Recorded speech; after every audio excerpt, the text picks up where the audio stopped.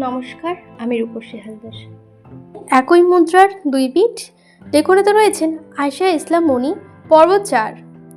বিয়েবাড়ির চারপাশ তখন উদ্ভব শূন্য মুখর উৎসবপূর্ব। পুরো বাড়ির আলোয় সজ্জিত, আতর আর ফুলের গন্ধ মিশিয়ে মোহমোহ পরিবেশ তৈরি করেছে। বরপক্ষের মানুষ বেশ খানিক আগে থেকেই উপস্থিত, তাদের হাসি আড্ডায় বাড়ি গমগম করছে। সালেহ আহমেদ অতিথিদের অভ্যর্থনায় ব্যস্ত, আর নূরজাহান বেগম বরপক্ষের আনা উপহারগুলো যত্ন করে গুছিয়ে নিচ্ছে। একসময় তিনি খানিক বিরক্ত হয়ে বলেন, আমার মেয়ে এখনো কি এত সাজগোজ করছে? তারপর সামনে মেলিয়াসকে দেখে সে হাত তুলে তাকে ইশারা করলেন। তখনই মেলিসা তার সামনে এসে দাঁড়ালো। নূরজাহান বললেন, তোর বান্ধবী কি এখনো কি করছে? গিয়ে দেখে আয় তো মা, বরপক্ষ কখন এসে পড়বে? মেলিসা হেসে বলল, আচ্ছা আচ্ছা যাচ্ছি। জুতো সিঁড়ি দিয়ে উপরে উঠে গেল সে। নোয়াশার ঘরের দরজা হালকা খোলা ছিল। ভেতরে উকি দিতেই দেখল সে লাল লেহেঙ্গা পরে আয়নার সামনে বসে চুল আঁচড়াচ্ছে। মখমলের মতো চুল তার পিঠ ছুঁয়ে নেমে এসেছে। হঠাৎ পেছন থেকে গিয়ে মেলিসা তার কাঁধে হালকা ধাক্কা দিয়ে বলল, বেবি। নোয়াশা চমকে উঠে আয়না থেকে মুখ সরিয়ে দাঁড়িয়ে বলল, শয়তান, আরেকটু হলেই পড়ে যেতাম। মেলিসা হাসলো, চোখে দুষ্টুমির ঝিলিক নিয়ে বলল, ওসব বাদ দে। আমি তো ভাবছি আজকে ইয়োভান ভাইয়ের মাথা ঘুরে যাবে। আবার না দেখি তোকে দেখে নিজেকে সামলাতে না পেরে বিয়ের আগে কিছু করে ফেলে। আমার বান্ধবীকে কিন্তু সেই রকম লাগছে, পুরাই মাখন। নোয়াশার গাল লজ্জায় গরম হয়ে গেল। প্রিয়সীর গায়ে একটা লাথি মেরে বলল, অশুভ মেয়ে, কানের উপর মারবো একদম, যা এখান থেকে। মেলিসা পেছন থেকে নোয়াশাকে জড়িয়ে ধরায় গলার আদুরে স্নান নিয়ে বলল, এত রাগিস না, আর তো মাত্র কিছু সময়, তারপরে আমার বান্ধবীটাকে নিয়ে চলে যাবে। ইস, ভালো লাগছে না রে। নোয়াশার হাসি মিলিয়ে গেল, মুখ খানিক মলিন হলো। ওভাবে বলিস না তো, তাহলে আমিও আর যাব না।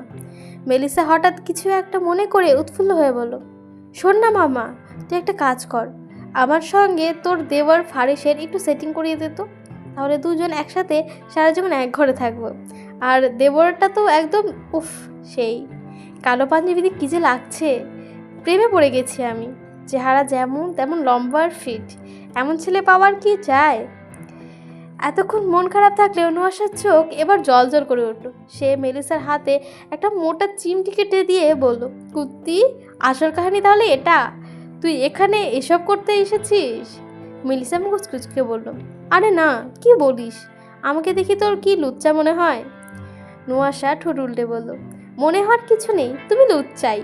সব না হওয়া দুলাভাইদের লিস্ট আমার কাছে আছে। মেলিসা হালকা লাল হয়ে জিভ কাটল। এরপর হেসে বলল, ওগুলো মুখে আনিস না মামা, মারা খাবো একদম। নোয়াশা হাসতে হাসতে আবার আয়নার দিকে ফিরে এলো। মেলিসা তার পেছনে দাঁড়িয়ে চুলের দিকে তাকিয়ে বলল, আমি তো ভাবছি তোর এই শাকচুনির মতো চুল দেখে আবার দুলাভাই পটল না তোলে। নোয়াশা এবার চোখ শুরু করে বলল, আমার চুলের দিকে নজর দিবি না একদম। ইস, এত বছরের যত্ন করা চুল আমার। আর ওই ইউভান যদি চুল নিয়ে উল্টোপাল্টা কিছু বলে, তাকে ডিভোর্স দিয়ে দেবো। তবুও এই চুল 1 ইঞ্চিও কাটবো না। মেলিসা হেসে তার দুই কাঁধ ধরে বলল, এমন কলিজা কারো যেন যে আমার বান্ধবী চুল কাটতে যাবে। এরপর একটু থেমে বলল, আচ্ছা শোন, আন্টি তাড়াতাড়ি যেতে বলেছে, যদি চুল আছড়ে নিচে নেমে আয়। আচ্ছা ঠিক আছে। মেলিসা হাসতে হাসতে চলে গেল। এদিকে নিচে নূরজাহান বেশ কিছুক্ষণ ধরে কিছু একটা খুঁজেই চলেছে, কিন্তু কোথাও না পেয়ে পাতে হাত রেখে বলল, আমিও দেখেছি, কেমন ভুলোমন হয়ে গেছি। বড় জন্য ঘড়িটা তো মনে হয় ওপরে রেখে এসেছি। অস্থির মনে এসে আশেপাশে তাকালো, চোখে পড়লো একদল শিশু খেলায় ব্যস্ত। তাদের মধ্যে একটা ছেলেকে ডেকে বলল, এই অভি, কোথায় রে? ছেলেটা খেলতে খেলতে জবাব দিল, আব্বু আজ তো বাইরে। এটা বলে সে লাফাতে লাফাতে চলে গেল। নূরজাহান এবার দ্বন্দ্বে পড়ে গেল, এবার কাকে বলি? ফারিস বন্ধুদের সঙ্গে গল্প করতে ব্যস্ত ছিল, কিন্তু নূরজাহানের চিন্তিত মুখ দেখে কথোপকথন থামিয়ে বলল, তোরা কথা বল, আমি একটু আসছি। তারা মাথা ঝাঁকালো। ফারিস এগিয়ে এসে নূরজাহানকে সালাম দিয়ে বলল, আসসালামু আলাইকুম আন্টি, কিছু খুঁজছেন? নূরজাহান একটু হাসলো, ওয়ালাইকুম আসসালাম বাবা। দোতলায় 3 নম্বর ঘরে কিছু জিনিস রেখে এসেছি, সঙ্গে একটা ঘড়ির বক্স। সবাইকে সময় দিতে গিয়ে আর উপরে উঠতে পারছি না। ফারিস দ্বিধায় বলল, ও এই ব্যাপার, আমি কে নিয়ে আসছি। আরে না বাবা, তুমি বসো, আমি কাউকে বলে দিচ্ছি। কোনো সমস্যা নেই আন্টি, আমি নিয়ে আসছি বলে সে হেসে সিঁড়ি বেয়ে ওপর উঠে গেল। নূরজাহান মুগ্ধ হয়ে গেলেন। ছেলেটা কত ভদ্র আর কত দায়িত্বশীল, বোঝাই যাচ্ছে ফজলুল শাওয়ারের ছেলে। এদিকে নোয়াশা আয়নার সামনে দাঁড়িয়ে খোপা ঠিক করছিল, খেয়াল করে নিজের পিছনে জিভ খোলা রয়ে গেছে। ঠিক তখনই দরজার পাশ দিয়ে যাচ্ছিল ফারিস, কিন্তু কয়েক কদম এগিয়ে গিয়ে আচমকা থমকে দাঁড়ালো সে। তার চোখে কপালে উঠে গেল নোয়াশার উন্মুক্ত কাঁধের পাশে ছোট্ট একটা তীর, যা এতক্ষণ আড়ালে ছিল তা স্পষ্ট দেখা যাচ্ছে। ফারিস ঢোক গিলে চোখ বন্ধ করলো। আস্তাগফিরুল্লাহ, নাইজুবিল্লাহ, হায় আল্লাহ, আমি কি দেখে ফেললাম?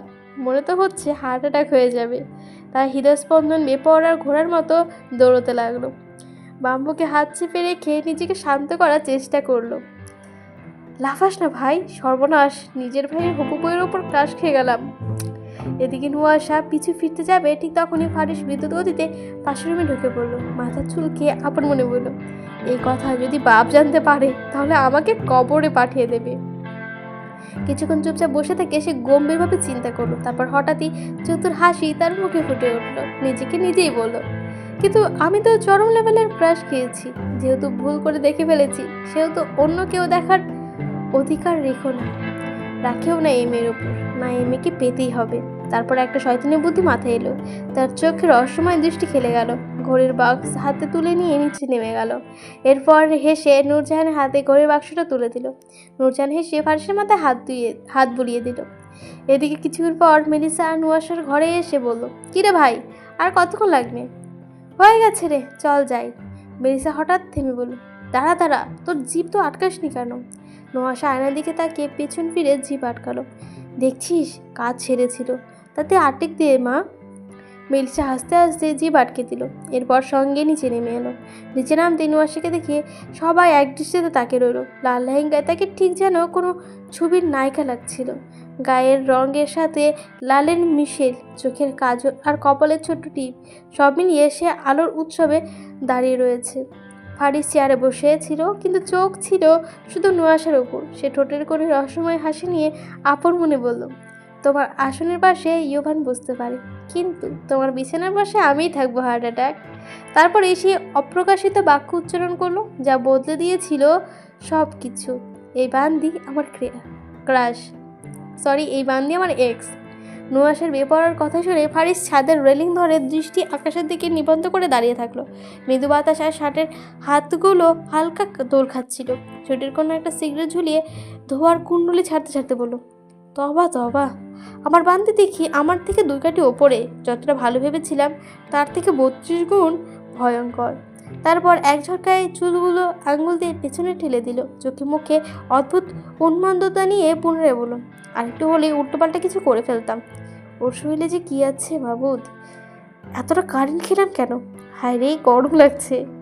সে নিজের শার্টের কলার ঢিল করে দিল, হাত দিয়ে গা ঝালো। তারপর ধীর পায়ে কয়েক কদম এগিয়ে এসে বাতাসে হাত ছুঁয়ে বলল, না, আমি গলে গেছি, কিন্তু ওকে তো বুঝতে দেওয়া যাবে না। এক মুহূর্তের জন্য তার দৃষ্টি কঠিন হয়ে উঠল। তারপর গম্ভীর এক নিঃশ্বাস নিয়ে নিচে নামতে শুরু করলো সে। অন্যদিকে নোয়াশা সোফাতে কিছুক্ষণ গা পা নাড়িয়ে উঠে এসে আয়নার সামনে দাঁড়িয়ে নিজেকে একজোড়া দেখে নিয়ে বলল, নোয়াশা, তুমি কি কাজে এসেছো সেটা ভুলে গেলে চলবে না। এক একটা পদে পদে বুঝিয়ে দেব। আমি সালেহ আহমদের মেয়ে। তীক্ষ্ণ হাসি নিয়ে এলো। তারপর কপাল কুঁচকে বলল, আচ্ছা, আমি তো দরজা আটকে চেঞ্জ করেছি। তাহলে ও দেখলো কীভাবে? একটুবার মনে পড়লো, শিট, সেদিন প্রিয়সী যাওয়ার পর দরজা তো আর আটকাতে ভুলে গিয়েছিলাম। হে খোদা, আমার ব্যাক সাইড দেখে ফেলেছে, বজ্জাত বেটায়। এর মধ্যে দরজার বাইরে ঠকঠক আওয়াজ ছিল। নোয়াশা দ্রুত পেছনে ঘুরতেই দেখলো নাহিদা হাতে কিছু শাড়ি নিয়ে দাঁড়িয়ে আছে। নোয়াশা মাথায় লেহেঙ্গার ওড়নাটা জড়িয়ে বিনয়ী সরে বলল, আসুন ফুফি। নাহিদা মুখ আফসোসের ভার নিয়ে নিজ মনে বলল, শাশুড়ি থেকে ফুফি হয়ে গেলাম। ছ্যাঃ, বৌমা হলে তো ভালোই হতো। মেয়ে দেখতে যেমন মাশাআল্লাহ তেমন সংস্কারী আছে, কিন্তু কপাল আমার, ফারসের বাচ্চা, তোকে সুদে আসলে সব ফিরিয়ে দেব, দেখে নিস। এরপর এক লহমায় ভেঙচি কেটে বলল, নাও, এসব পরিবর্তন করে এখন এগুলোর মধ্যে কিছু একটা পরে নাও। জি ফুফি। এবার নাহিদা শাড়িগুলো বিছানায় রেখে কঠিন মুখে বলল, শোনো নোয়াশা, এই ঘরে আমার কথাই সবাই উঠে বসে, শুধু তোমার বেয়াদব জামাইটা বাদে। তাই তোমাকেও বলে রাখি, যা করবে আমাকে বলে করবে, আর সবসময় মাথা নিচু করে রাখবে, মনে থাকে যেন। এরপর শাড়ির আঁচলে ঝটকা দিয়ে পা বাড়াতেই নুহাশা মাথা নিচু করে বলল, জি ফুফি, মনে থাকবে, কিন্তু কতটা মনে রাখবো আপনার জন্য নয়, আমার শাশুড়ি মায়ের জন্য। এটা শুনে নাহিদা পেছন ফিরে বলল, কি বললে তুমি? মিসেস আঞ্জুমান রোজি, যিনি ঘরের মালকিন, আমি অবশ্যই তার কথা মেনে চলবো, কিন্তু আপনার নয়। নাহিদার ক্রোধে তেতে উঠে দাঁতে দাঁত চেপে বলল, এই মেয়ে, কার সাথে কথা বলছো তুমি, জানো? কিন্তু নুহাশা কোনো উত্তর দিল না, গম্ভীর দৃষ্টিতে হেসে তাকিয়ে রইল। এটা দেখে নাহিদা আর কিছু না বলে জ্বলতে জ্বলতে বেরিয়ে যেতে যেতে বিড়বিড় করে বলল, এটা তো মনে হচ্ছে খাল কেটে শয়তান এনেছি। আমার এত বছর ধরে গড়া শিকড় কি শেষ হলো পর্যন্ত? এই হাঁটুর বয়সী মেয়ের কাছে হেরে যেতে হবে আমাকে? এমনটা ভুলেও হতে দেওয়া যাবে না। এই সাম্রাজ্য আমার ছিল, আমারই থাকবে। এদিকে ফারিস সিঁড়ি বেয়ে নামতে নামতে নাহিদার সামনে এসে দাঁড়া পড়লেন। নাহিদা কটমট করে তার দিকে তাকিয়ে বলল, সাবধান করে দিচ্ছি ফারিস, আমার সাথে লাগিস না, ফল কিন্তু ভালো হবে না। ফুসতে ফুসতে সিঁড়ি বেয়ে নিচে নেমে গেল। ফারিস দাড়ি চুলকাতে চুলকাতে বলল, কাহিনীটা কি হলো? এই চুন্নি ফুফি খেপে গেল কেন? তারপর সামনের দরজার সাথে হেলান দিয়ে দাঁড়িয়ে থাকা নুসরাতকে দেখে চোখ মুখ কুচকে বলল, এই বান্দি। নুহাশা হেসে চলে ঝাটকা দিয়ে বলল, আপনার জন্য অনেকক্ষণ থেকে অপেক্ষা করছি, এবার তাহলে আমার অপেক্ষার প্রহর শেষ। ফারিস কাশি দিয়ে এগিয়ে এলো। তারপর নুহাশার দুই পাশে হাত রেখে গম্ভীর দৃষ্টিতে তাকিয়ে বলল, নিশানে গলায় বলে উঠল, এত তাড়া? নুহাশা ফারিসের দিকে তাকিয়ে হাসতে হাসতে চুলে ঝাটকা দিয়ে বলল, আপনাকে দেখেছি নিজেকে কন্ট্রোল করা দায় হয়ে যাচ্ছে, কি করব বলুন তো? ফারিস নুহাশার কোমর ধরে তাকে কাছে টেনে নুহাশার ঠোঁটে চুমো খাওয়ার জন্য এগিয়ে গেল। তৎক্ষণাৎ নুহাশা ফারিসের ঠোঁট আর নিজের ঠোঁটের মাঝে আঙুল রেখে দিয়ে বলল, আপনি সিগারেট খান? এই একটাই বদ অভ্যাস আছে, হার্ট অ্যাটাক, প্লিজ এটাকে ছাড়তে বলো না। আরে ছাড়তে বলবো কেন, আমাকে একটা দিন, অনেকদিন টেস্ট করা হচ্ছিল না। ফারিস রেগে কপাল কুচকে বলল, বাদ্যের ঘরে বান্দি, আর কোনো শখ পেলি না? তুই সিগারেট খাবি আর সেই ঠোঁটে আমি চুমো খাবো ভেবেছিস? নুহাশা সম্মানিত গলায় বলল, আপনার চুমো খাওয়ার দরকার তো নেই, আপনার ওই ঠোঁট চুগলে আমি চুমো খাবো। এটা শুনে ফারিস খুক খুক করে কাশি দিয়ে দূরে সরে গিয়ে দাঁড়ালো। বলল, তুমি শিওর এবার আমার হার্ট অ্যাটাক করাবে? এই তোমার বয়স কত? বেশি না, 24। নুহাশা মাথা উঁচু করে বলল।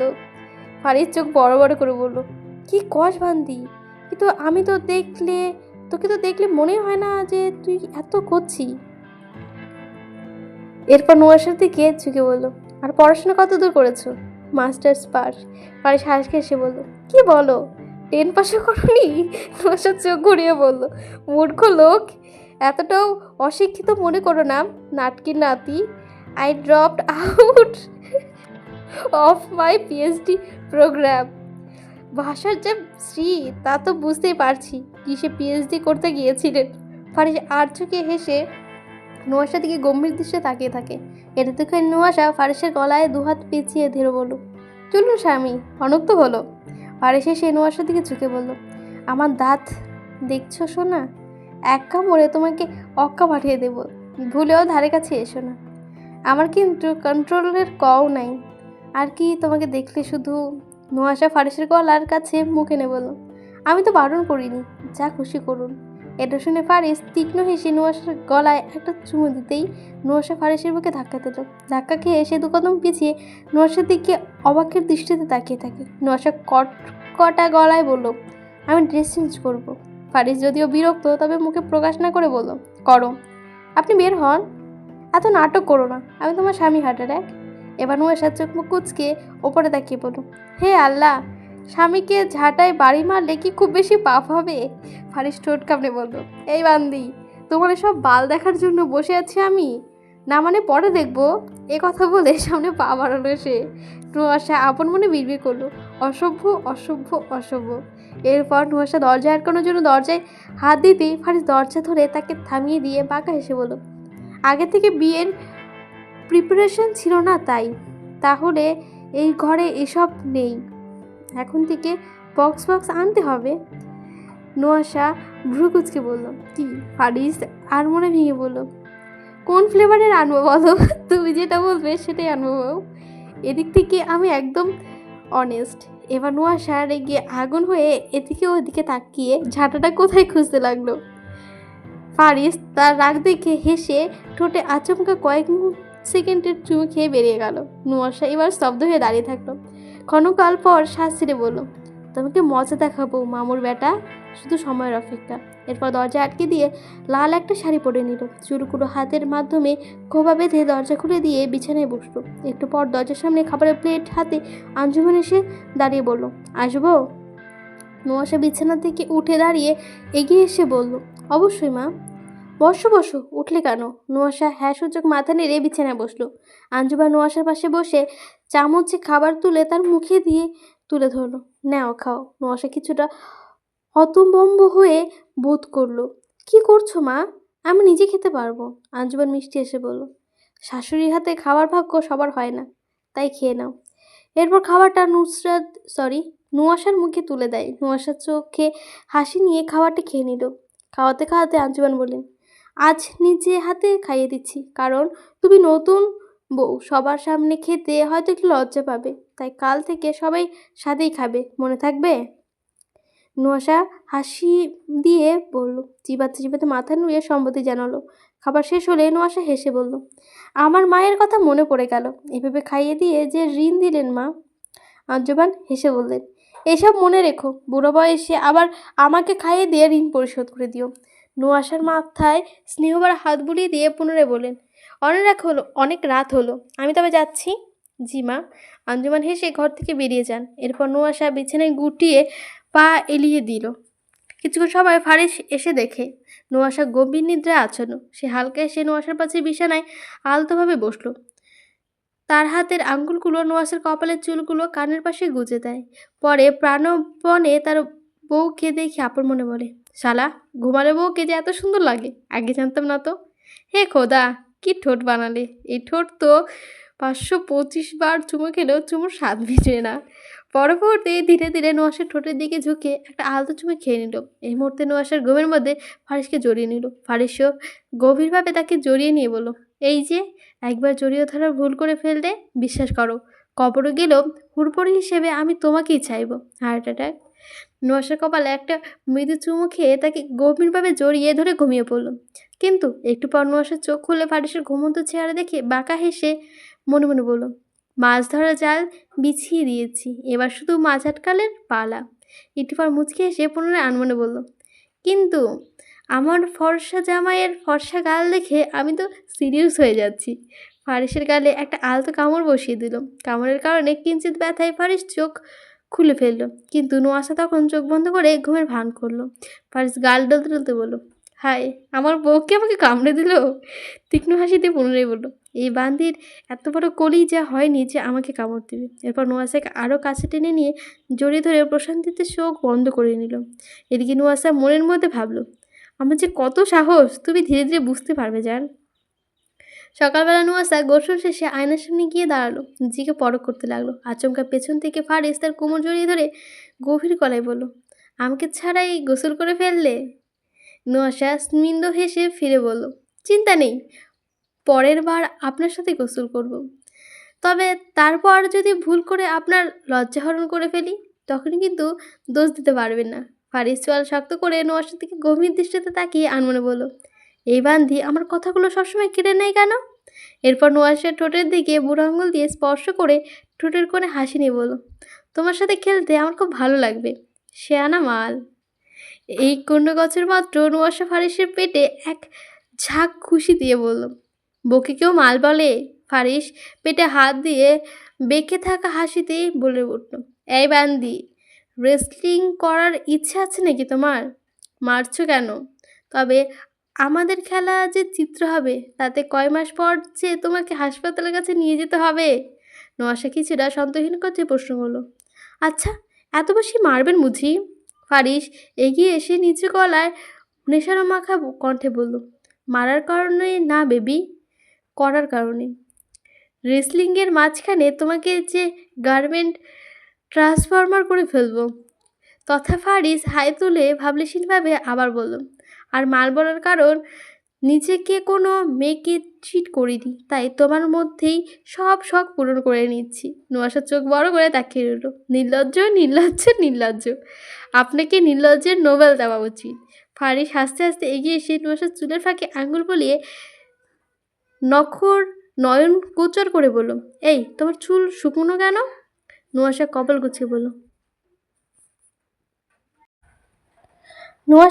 গুছিয়ে বলল, আমার চুল অনেক বড়, এখন খোপা বাঁধা, তাই বুঝতে পারছে না। এত বড় চুল ভিজলে শুকাতে অনেক সময় লাগবে। ফারিস দাঁতে দাঁত চেপে বলল, হুর বান্দি, এমনভাবে গোসল করবে যেন টপ টপ করে পানি পড়ে পুরো শাওয়ার বাড়ি তলিয়ে যায়।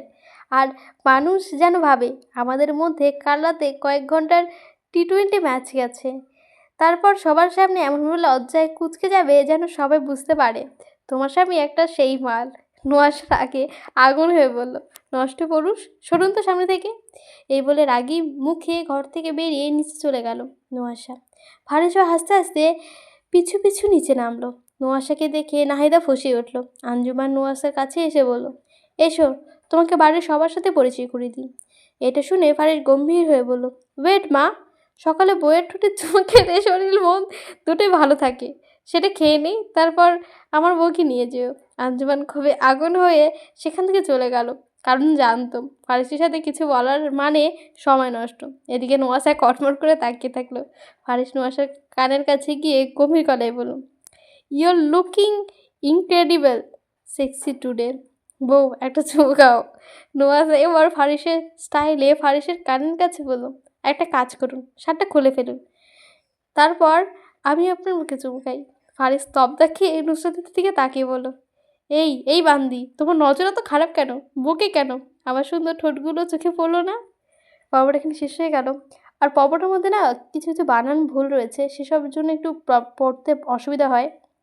কোথাও কোথাও নুসরাত লেখা আছে, কোথাও কোথাও নোয়াশা আছে, তো এই জন্য একটু অসুবিধা হচ্ছে। ভুলগুলো একটু মানিয়ে নেওয়ার চেষ্টা করবেন। আসছি আজকে, ধন্যবাদ।